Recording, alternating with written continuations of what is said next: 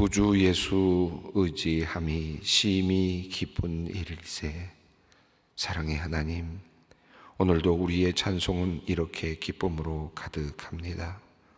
구주 예수를 의지하기에 허락받은 영생의 기쁨, 죄악을 벗어버린 기쁨, 구원받은 그 기쁨과 감격으로 오늘도 주님을 찬양합니다.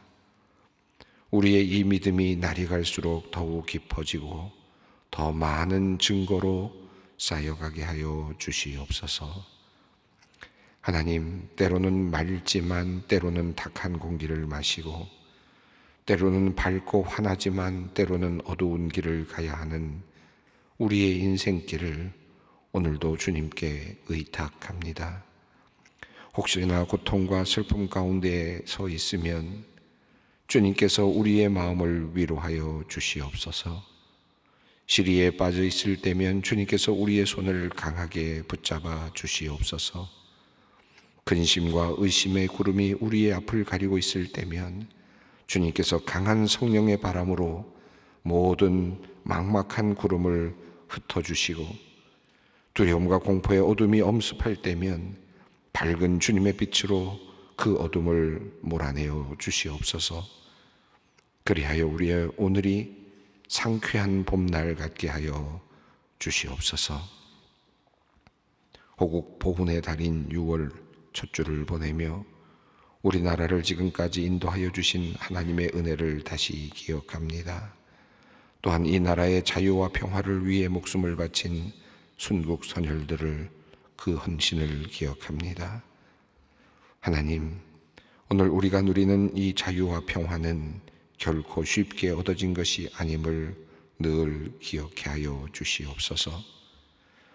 늘 주님께 감사하는 마음과 나라를 위해 목숨을 바친 선조들을 향한 고마운 마음을 가지고 살게 하시고, 이 소중한 나라를 지켜낼 다짐과 소원을 늘 새롭게 하며 살아가게 하여 주시옵소서.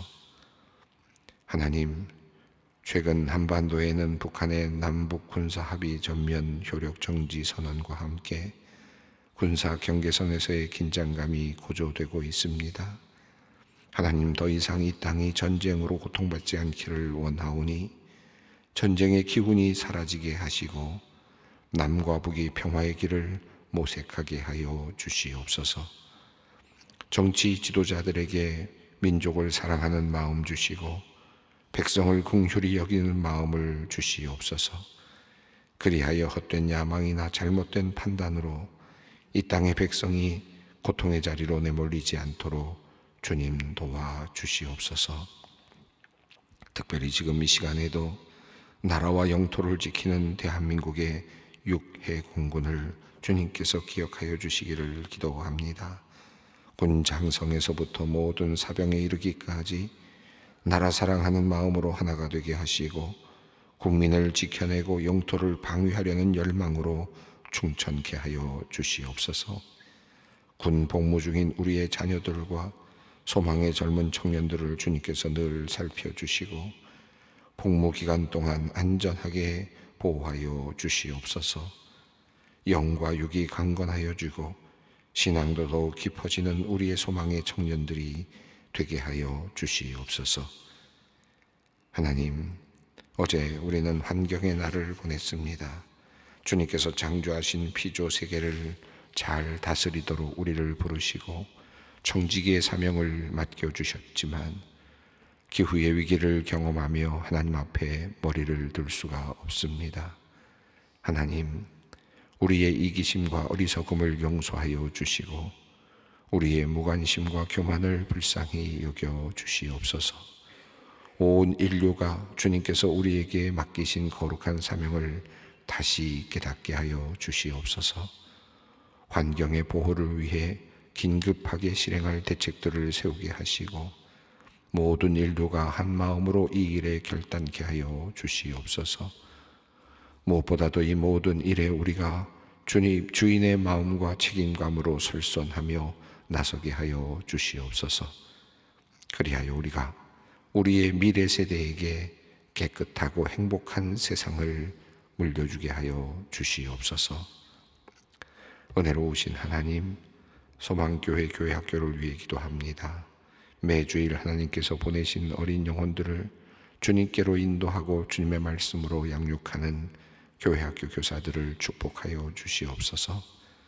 맡겨주신 사명을 기쁨으로 잘 감당하는 교사들 되게 하여 주시고, 하나님의 말씀과 기도로 거룩하여지는 교사들이 되게 하여 주시옵소서. 특별히 45기 교사대학을 마치고 이번 주부터 각 부서에서 예비 교사로 실습을 진행하는 80여 명의 예비 교사들을 주님 귀하게 보아 주시옵소서. 하루하루 하나님께서 주신 그 사랑의 마음을 품고 영혼들을 위해 헌신하는 믿음의 교사로 자라가게 하여 주시옵소서. 소망교회를 섬기는 직원들을 위하여 기도합니다. 주님의 몸된 교회를 세우는 귀한 일에 소명감을 가지고 각자의 맡은 자리에서 최선을 다하고 있는 우리의 직원들, 그 수고와 헌신을 기억하여 주시옵소서. 보이지 않는 자리에서도 묵묵히 섬기는 직원들을 칭찬하여 주시고, 친절한 모습으로 주님을 섬기듯 성도들을 섬기는 이들을 기쁘게 보아 주시옵소서. 소망수양관을 섬기는 직원들에게도 은혜를 내려주시기를 원합니다. 본격적인 여름 사역들로도 바빠질 직원들이 지치지 않도록 힘과 능력을 허락하여 주시옵소서. 수양관에 이른 한국교회를 섬기며 모든 그리스도인들의 영적 필요를 채우고 돕는 소중한 사역입니다. 이 일을 잘 감당할 수 있도록 지혜를 내려주시옵소서. 주님께서 내려주시는 위로를 통해 늘 평안을 누리는 우리 직원들 되게 하여 주시옵소서. 하나님, 지난 5월 13일 욕실에서 넘어지면서 무릎 골절이 되어 수술을 받고 입원 중에 있는 은퇴 권사님을 위해 간절한 마음으로 기도합니다. 이 일로 인해 가족들과 친구분들의 걱정과 염려가 많습니다. 아직 퇴원까지 일주일 정도를 더 기다려야 하는 상황이오니 가족들이 지치지 않도록 그 마음을 지켜주시옵소서. 속히 회복하실 수 있도록 주님께서 은혜를 내려주시옵소서. 이제 말씀 앞으로 나아갑니다. 베드로후서의 말씀을 통해 오늘 더욱 힘써 부르심과 택하심을 굳게 할 수 있도록 도와주시옵소서. 우리 주 예수 그리스도의 이름으로 기도 올리옵나이다. 아멘. 오늘 우리에게 주시는 말씀은 베드로후서 1장 10절로 11절까지 말씀입니다. 베드로후서 1장 10절로 11절까지 말씀을 함께 봉독하겠습니다. 그러므로 형제들아 더욱 힘써 너희 부르심과 택하심을 굳게 하라. 너희가 이것을 행한즉 언제든지 실족하지 아니하리라. 이같이 하면 우리 주 곧 구주 예수 그리스도의 영원한 나라에 들어감을 넉넉히 너희에게 주시리라. 아멘. 앞서서 베드로후서를 시작하면서 베드로후서의 그 쓰여진 내용과 또 목적에 대해서 간단히 말씀을 드린 바가 있습니다. 특별히 거짓 교사들이 이제 계속해서 다양한 이야기들을 하면서 교인들이, 성도들이 많이 혼란스러워하는 그런 상황이 아마 그 베드로후서를 받고 있는 독자들의 상황이 아니었을까 그렇게 짐작이 되고요. 또 이 거짓 교사들이 가르치는 내용들 중에는 이제 심판의 예수 그리스도의 재림, 예수께서 곧 오실 것이다라고 하는 임박한 재림이 지연되는 것을 틈타서 그러니까 예수님은 오시지 않는다. 또 예수님의 재림은 없다. 그리고 또 예수님의 그러니까 심판도 없다.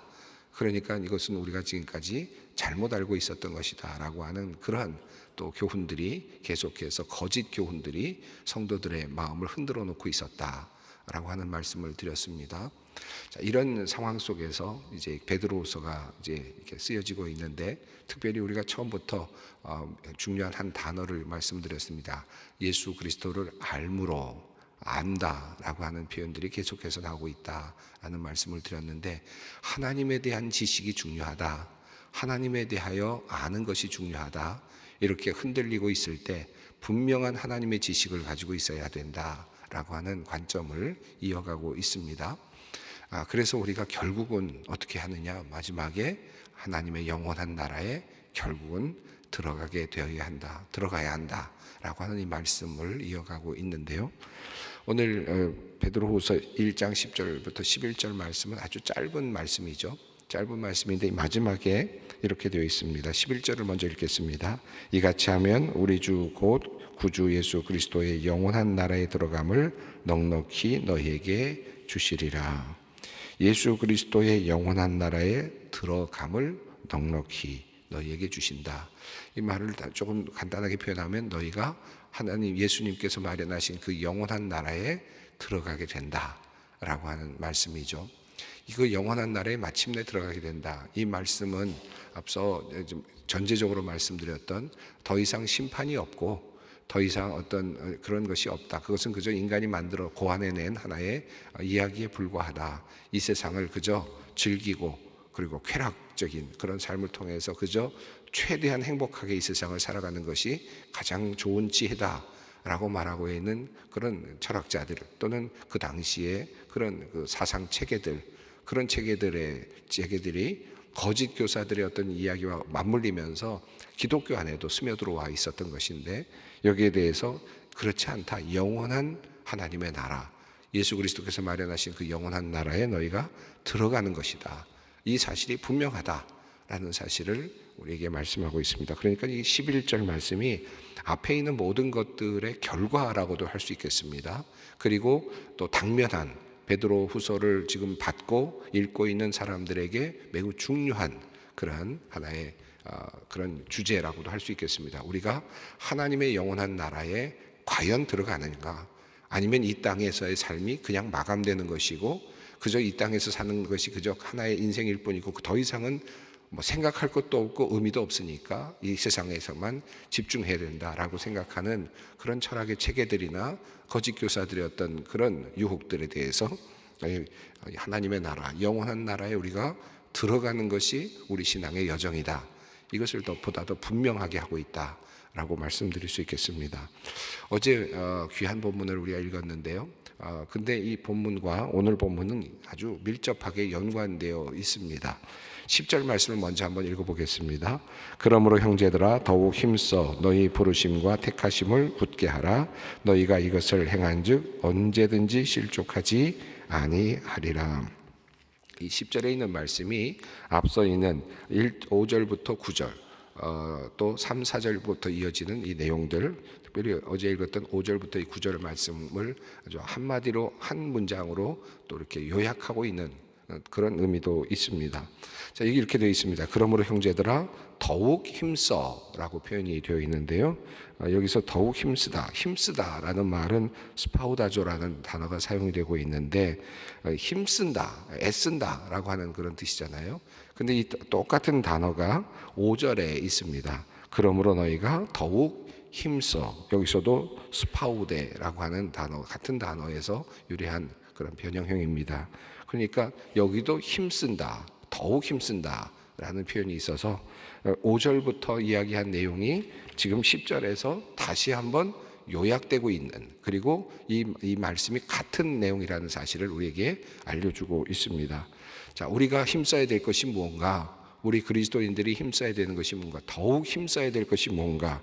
오늘 10절 말씀은 더욱 힘써야 될 것을 뭐라고 했느냐 하면 너희의 부르심과 택하심을 굳게 하라, 이렇게 말씀하고 있습니다.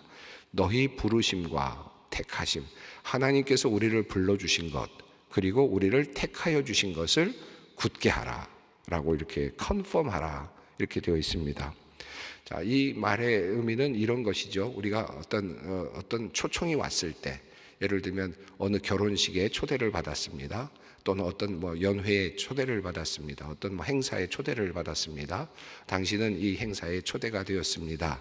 하나님의 부르심이겠죠. 그러니까 이건 웬만한데 들어올 수가 없는 곳인데 당신은 이곳에, 예를 들면 우리나라의 대통령이 왔다든지 어떤 인물들이 와 있는 그 장소에 당신이 초대되었습니다. 이 초대되었다는 것과 더불어서 부르심이죠, 이것은. 그리고 또 하나는 이것은 택하여진 거기도 합니다. 내가 여기에 어떻게 갈 수 있게 됐나, 또는 음악회에 가게 됐다 할 수도 있겠고요. 이게 초대장이죠.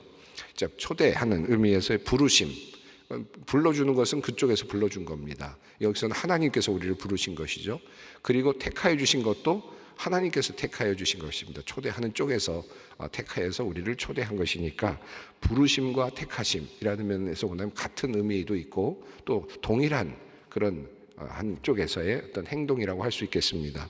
자, 부르심과 택하심이 있을 때 우리에게 어떤 초대장이 왔어요. 그럼 초대장이 온 다음에 어떻게 됩니까? 거기에 대해서 갈 거면 어떻게 되죠? 거기다 응답을 해야 되죠. 내가 가겠습니다 라고 응답을 해야 되는데, 보통 그럴 때 우리가 보통 사용하는 말이 컨펌한다 이런 표현을 쓰지 않습니까? 또는 내가 뭔가 한 다음에도 다시 그걸 컨펌할 때가 있죠. 내가 가겠습니다 라고 얘기한 다음에도 그것을 다시도 한번 다시 컨펌하는 때가 있죠. 예약 같은 것들을 컨펌한다든지 초대에 대해서 내가 간다 라고 하는 것을 컨펌을 하면 그때부터는 어떻게 됩니까? 나는 그날 그 시간에 그곳에 반드시 간다는 마음의 결단을 하고 시간을 비워두고 노력을 하는 거죠.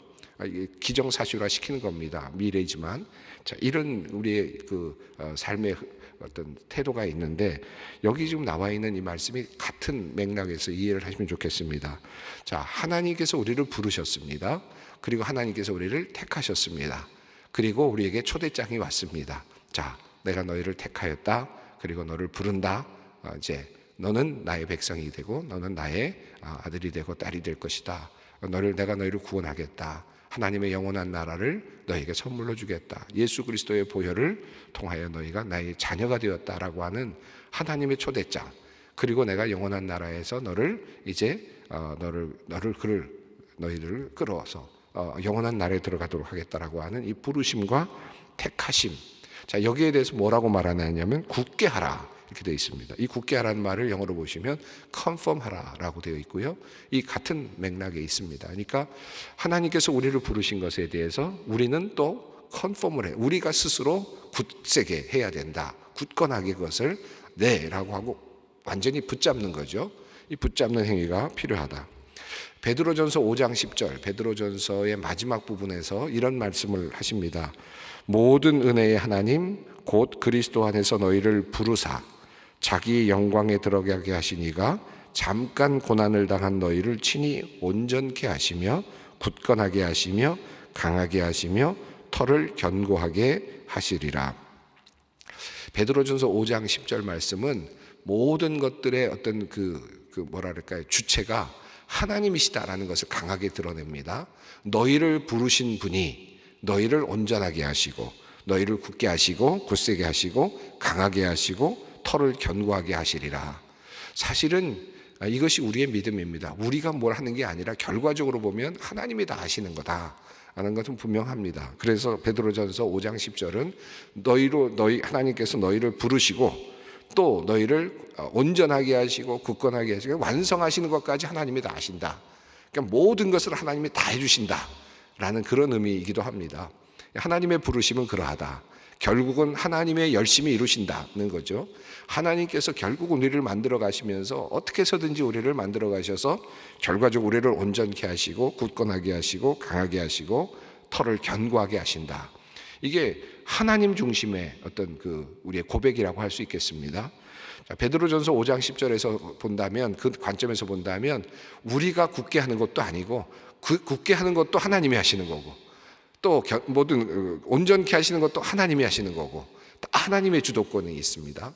자, 그런데 오늘 베드로후서에서는 이 10절 말씀에서 이 부분을 조금 방향을 바꾸고 있어요. 하나님께서 하시는데, 하나님께서 우리를 부르셨는데, 하나님께서 우리를 택하셨는데 그 다음에 우리가 해야 될 것이 있는데 그것은 바로 그것을 컨펌하는 일이다. 그것을 붙잡는 일이다 라고 이렇게 이야기를 합니다.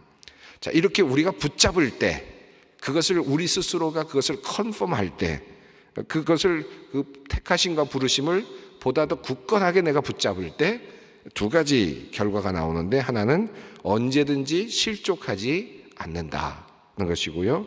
그 다음에 11절에서 영원한 하나님의 나라를 들어가게 될 것이다 라고 하는 두 가지 약속이 주어지고 있습니다. 하나님께서 우리를 부르시고 택하신 것을 우리가 또 굳게 잡아야 된다. 힘써 노력해야 된다. 여기 더욱 힘써 굳게 하라. 그러니까 노력의 주체가 누굽니까? 우리에게 주어져 있습니다. 우리 성도에게 주어져 있다. 하나님께서 다 알아서 하시니까 그냥 나는 아무것도 안 해도 된다.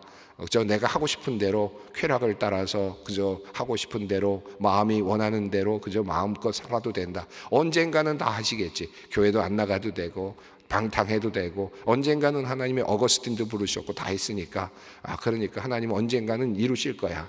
그 마음대로 살아도 된다. 뭐 어찌 보면 이 베드로전서 5장 10절의 말씀대로라면 어찌 보면 그렇게 생각할 수도 있겠죠.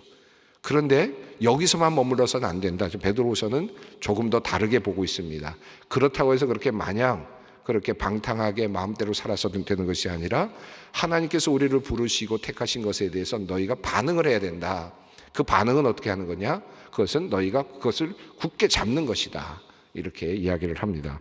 더욱 힘써 굳게 해야 된다. 컨펌해야 된다. 너희가 컨펌을 해야 된다. 이 하나님의 약속에 대해서 너희가 그것을 붙잡아야 된다는 뜻입니다. 자, 이것이 상호적이다.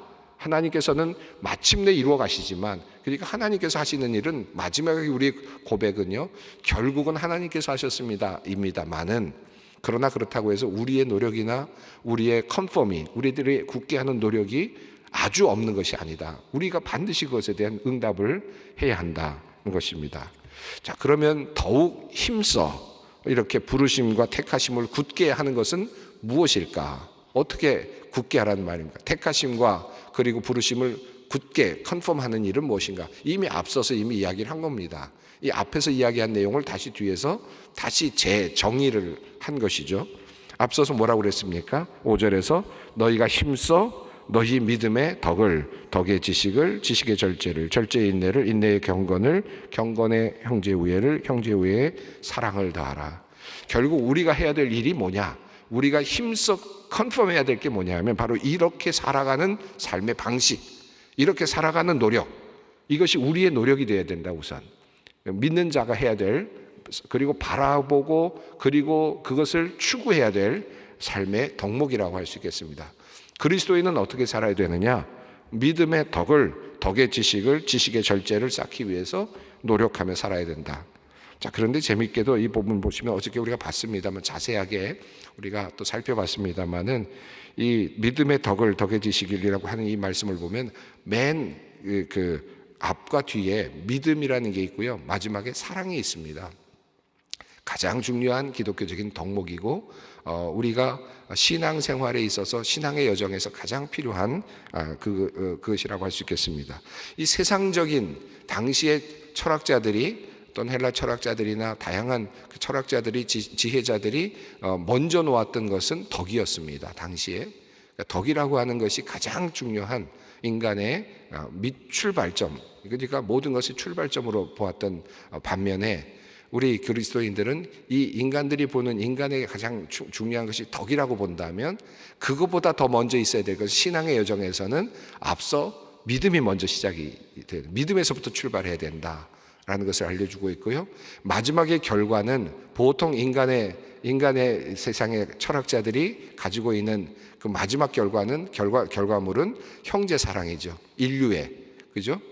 모든 인류를 사랑하는 형제 우애가 그 최고의 정점에 있는 그런 지식이라고 보았습니다. 인간이 살아가야 될 마지막 정점에 인류 사랑이라고 하는 거기에 머물간다고 보았는데, 그런데 이 성경은 거기에 또 하나, 신앙의 여정은 하나를 더 넣었습니다. 사랑 자체, 사랑이라고 하는 것을 넣어서 이 믿음의 여정으로서의 믿음과 사랑이라고 하는 그것을 감싸고 있으면서 우리 그리스도인들의 여정을 우리에게 보여주고 있습니다. 이 덕의 지식도 참 흥미롭습니다. 이 덕의 지식이란 말은 여러분 아무리 지식이 많고요, 아무리 정의로운 사람이라도, 아무리 바른 말을 하는 사람이라도, 여러분 아무리 바른 말을 하고 옳은 말을 하고 한마디도 뭐 틀린 말을 하지 않아도 그 사람이 덕이 없으면 그 지식은 아무런 소용이 없습니다. 아무도 설득할 수가 없고요, 그것이 실행되지가 않습니다. 덕이 반드시 있어야, 그 덕 위에 지식이 세워져야 그 지식이 살아있는 지식이 되지 전혀 작동을 하지 않죠. 덕 위에 지식이 쌓여져야 한다. 가정생활에도 마찬가지고 모든 게 다 마찬가지입니다. 우리 사회생활에도 마찬가지. 맞는 말을 하는데 꼭 미운 사람이 있잖아요. 맞는 말을 하는데 꼭 일이 안 됩니다. 전혀 아무도 듣지 않으려고 그래요. 그 밑에 덕이 깔려 있지 않으면 아무 소용이 없다. 덕 위에 지식이 쌓여져야 그 지식이 살아있는 지식이 된다는 것 아닙니까? 그렇게 지식이 있으면 그 지식 때문에 인내할 수 있고 절제할 수 있어요. 앞으로 이런 일이 일어날 거야. 내가 이것을 잘 모으고 잘 갖추고 있으면 언젠가는 이런 일이 일어날 거야. 이게 지식이거든요. 뭔가 어떤 일이 앞으로 닥친다. 예상이 되는 것. 이거 지식일 수 있겠죠. 이 지식이 때문에 앞에 어떤 어려움이 있어도 견뎌낼 수 있는 힘이 있고, 그리고 또 절제할 수 있는 힘도 생기는 거거든요. 그러니까 이 순서가 보면 아주 정확하게 이렇게 이어지고 있습니다. 그리고 결국은 절제하고 인내하고 또 이런 것 통해서 결국은 경건, 하나님 사랑으로 나아가고, 그리고 또 이웃 사랑으로까지 나갈 수 있다. 이게 경건과 형제 우애라고 하는 흐름입니다. 자, 이렇게 되는 것이 바로 우리 부르심과 택하심을 굳게 하는 일이다. 우리 그리스도인들은 그러니까 처음부터 믿음으로부터 시작해야 됩니다. 모든 출발은 믿음, 그리고 그 위에 덕을 쌓고, 덕 위에 지식을 쌓고, 지식을 통해서 또다시 우리는 인내와 절제를 실행할 수 있는 능력을 갖게 되고, 결과적으로는 그 길을 통해서 하나님 사랑과 이웃 사랑으로까지 발전하게 된다. 그리고 마침내 온전한 사랑 안으로 들어가게 된다라고 하는 사실을 깨닫게 됩니다. 자, 그러면 여기 언제든지 실족하지 아니하리라, 이 말씀은 뭘까요? 10절에서 이것을 행한즉 이렇게 부르심과 택하심을 굳게 하면 너희가 실족하지 않을 것이다 라고 되어 있는데, 이 말씀은 너희가 전혀 죄를 짓지 않은 상태가 될 것이다 라는 말이 아니죠. 이 말씀은 거짓 선생에게 속아 넘어가지 않을 것이다. 어떤 작은 유혹에 흔들리지 않을 것이다. 너희가 이런 길을 따라만 간다면 너희는 절대로 흔들리지 않는 나무같이 될 것이다. 신앙에 있어서 흔들리지 않을 것이다 라는 것입니다. 실족한 모습을 이미 앞서서 어제 본문에서 보여줬는데 9절 말씀입니다. 9절은 이렇게 되어 있습니다. 이런 것이 없는 자는 맹인이라 멀리 보지 못하고 그의 옛 죄가 깨끗하게 된 것을 잊었느니라. 멀리 보지 못하고, 그 지식이 없는 거죠. 그리고 또 이 부르심과 택하심을 굳게 하지 못하다 보니까 이것이 없습니다. 그래서 멀리 보지 못한다.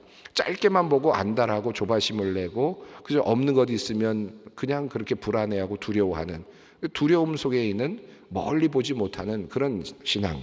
그리고 또 자기 자신이 죄를 용서받았다는 사실을 또 잊어버리고는 또 뭔가를 해야 될 것 같아서 끊임없이 불안해하고 신앙적으로 뭔가를 찾아서 갈급해하고 노력하는 이와 같은 망각, 이런 것들이 결국은 바로 실족하는 것이다 라는 것입니다.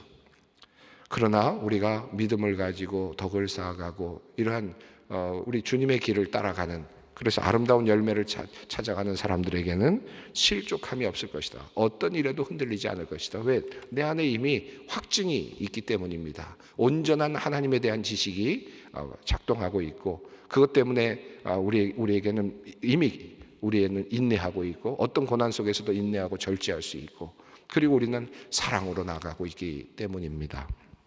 이 믿음으로 우리가 신앙생활을 하는 것입니다. 오늘 베드로후서의 이 말씀은 짧지만 10절 말씀은 우리 그리스도인의 삶의 여정과 신앙의 여정을 잘 보여주고 있고, 앞서 있는 5절부터의 내용은 바로 그 내용을 보다 더 잘 펼쳐서 보여주고 있습니다. 자, 이 말씀 붙잡고 우리가 어디쯤 와 있는가 한번 생각도 해보시고, 또 나는 어디로 가야 하는가, 무엇이 필요한가, 이 마음을 가지고 기도의 자리를 함께 나아가겠습니다. 하늘에 계신 우리 아버지, 아버지의 이름을 거룩하게 하시며 아버지의 나라가 오게 하시며 아버지의 뜻이 하늘에서와 같이 땅에서도 이루어지게 하소서. 오늘 우리에게 일용할 양식을 주시고 우리가 우리에게 잘못한 사람을 용서하여 준 것 같이 우리 죄를 용서하여 주시고 우리를 시험에 빠지지 않게 하시고 악에서 구하소서. 나라와 권능과 영광이 영원히 아버지의 것입니다. 아멘.